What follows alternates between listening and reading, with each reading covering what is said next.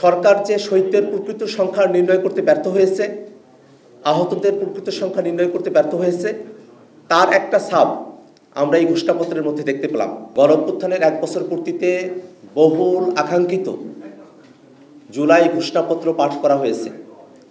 আমরা সরকারের এই উদ্যোগকে সাধুবাদ জানাই।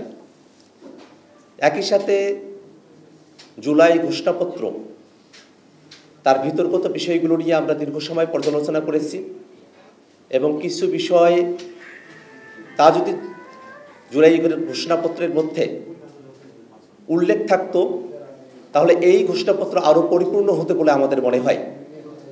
সে বিষয়গুলোই আমরা আপনাদের কাছে এখন উপস্থাপন করব। আমরা গত বছর বৈষম্যবিরোধী ছাত্র আন্দোলনের উদ্যোগে জাতীয় শহীদ মিনারে একত্রিত হয়েছিলাম এবং সেখানে জুলাই ঘোষণাপত্রের বিষয়ে ছাত্র জনতার পক্ষ থেকে দাবি জানানো হয়েছিল। সরকার সময় চেয়েছিলেন। একটা দীর্ঘ সময় অতিবাহিত হওয়ার পরেও দীর্ঘদিন আমাদেরকে অপেক্ষা করতে হয়েছে। সে অপেক্ষার অবশেষে অবসান ঘটেছে গতকাল।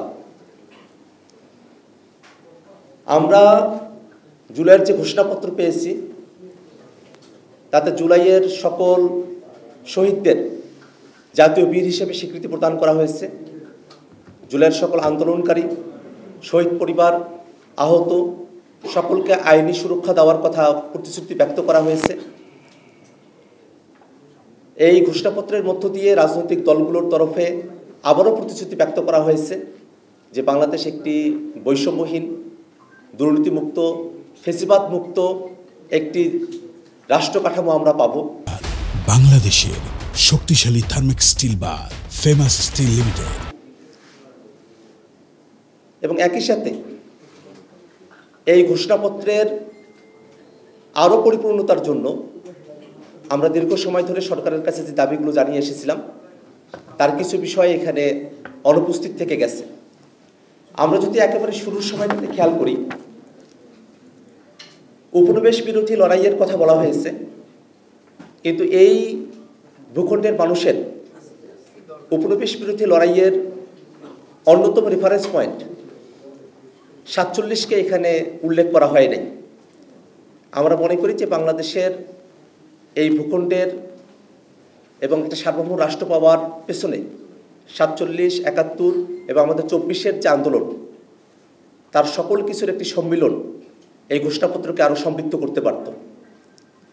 এই ঘোষণাপত্রে শহীদের সংখ্যার ব্যাপারে প্রায় 1000 শব্দবন্ধ ব্যবহার করা হয়েছে, অথচ জাতিসংঘের রিপোর্টে 1400 জন মানুষ এই অভ্যুত্থানের সময়কালে শহীদ হয়েছেন।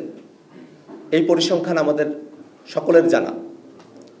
সেক্ষেত্রে গত 1 বছর ধরে সরকার যে শহীদদের প্রকৃত সংখ্যা নির্ণয় করতে ব্যর্থ হয়েছে, আহতদের প্রকৃত সংখ্যা নির্ণয় করতে ব্যর্থ হয়েছে, তার একটা ছাপ আমরা এই ঘোষণাপত্রের মধ্যে দেখতে পেলাম।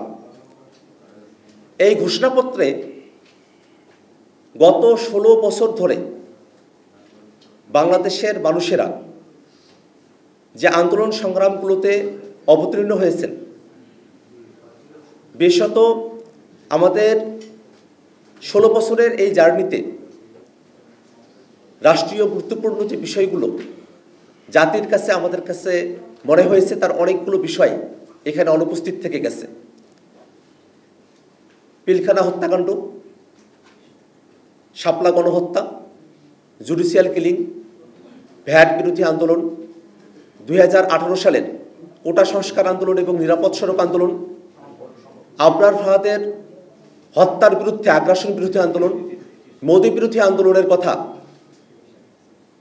এই ঘোষণাপত্রে উল্লেখ থাকলে ঘোষণাপত্র পরিপূর্ণ হতে পারত।